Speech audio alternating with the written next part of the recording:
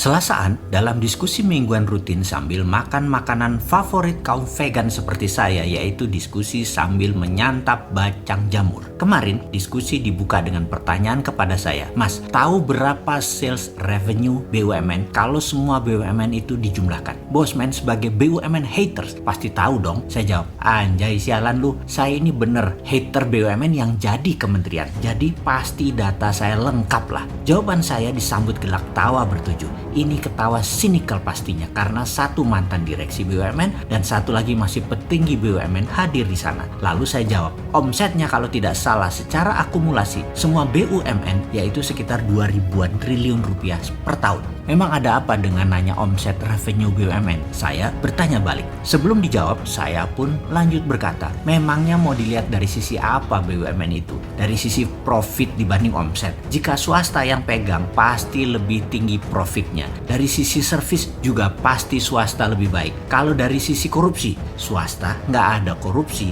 Kalau dikorupsi, pengelolanya langsung kolaps perusahaannya. Kalau BUMN dikorupsi, merugi, negara injek tambah dana dan fasilitas dari APBN. Surga bener deh tuh BUMN. Asli saya geblek-geblekin BUMN bobrok semua kok dipiara di bawah kementerian. Amit-amit banget dah. Saya mulai nyolot. Pokoknya enak kerja di BUMN. Ukuran suksesnya gampang. Proyeknya, proyek pemerintah. Komisarisnya, pejabat kementerian terkait dan para pendukung pilpres. Modal kalau kurang, negara yang bantu. Tambah subsidi lagi terhadap harga jual. Seperti pupuk misalnya. Pokoknya siapa saja bisa jadi direksi BUMN. Gak usah pinter, pokoknya nurut diatur. Wes, itu aja syaratnya. Sebuah kalimat yang menunjukkan sinisnya saya dengan BUMN di bawah kementerian. Kenapa Mas Mardigu gak suka sama BUMN sih? Demikian salah satu yang hadir yang baru beberapa kali ketemu, yang belum kenal sekali sifat asli saya. Kalau yang sudah tahu nan tahu banget, saya ini anti pemerintah berbisnis. Saya ini pro UKM dan pro wira swasta. Oke, saya tanya balik kepadanya. Dari sales 2.000 triliun per tahun, total BUMN ini ada berapa yang didapat karena ekspor? Jawabannya mungkin nggak ada BUMN ekspor. Sedikit banget kalau ada BUMN ekspor. Raja import mah iya kali. Selama ada BUMN sentralisasi, garansi UKM juga tidak akan tumbuh baik di Indonesia. Jadi yang 2.000 triliun ini sebenarnya pasarnya dan uangnya rakyat Indonesia yang diambil lagi ke perusahaan negara tersebut. Pegawainya BUMN dapat faedah dari perasan rakyat Indonesia yang jadi marketnya BUMN yang dilindungi peraturan pemerintah lagi.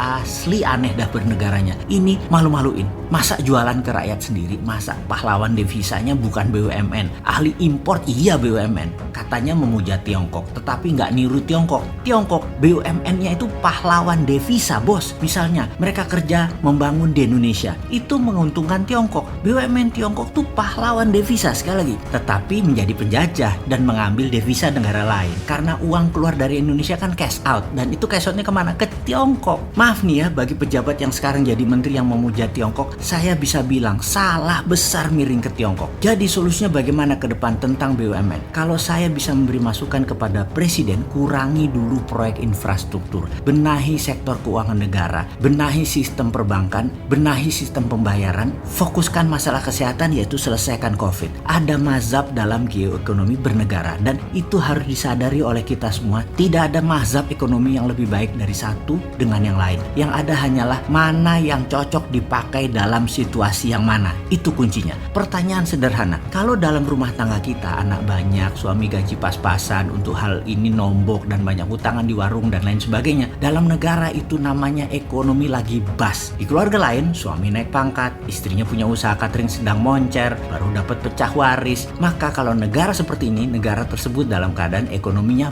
boom.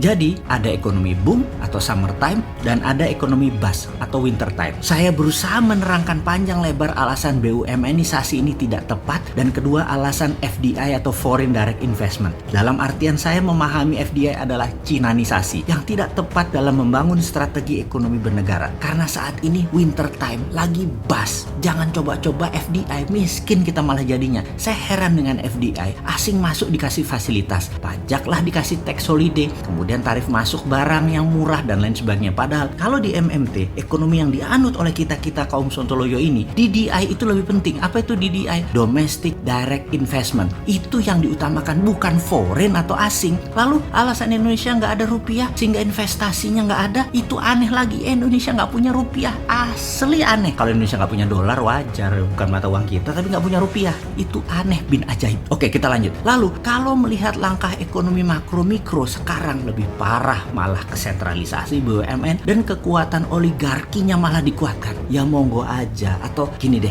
terserah 4L kali ya. Mudah-mudahan semua aman bisa melewati petaka COVID dan nggak terjadi krisis ekonomi lebih parah. Karena menurut saya pribadi, ketika strateginya nggak terlalu mendukung UKM, kayaknya ekonomi akan terseok-seok tahun ini dan tahun kedepannya. Kita kaum Sontoloyo ingin sekali berkontribusi mengembangkan UKM. Salah satunya dengan MMT, tetapi apa daya, tangan tak sampai, suara tak terdengar. Yo wis, sakarepmu. Suatu hari kau akan tergantikan juga. Kau akan tak bertameng lagi. Jadi hati-hati ya bernegaranya.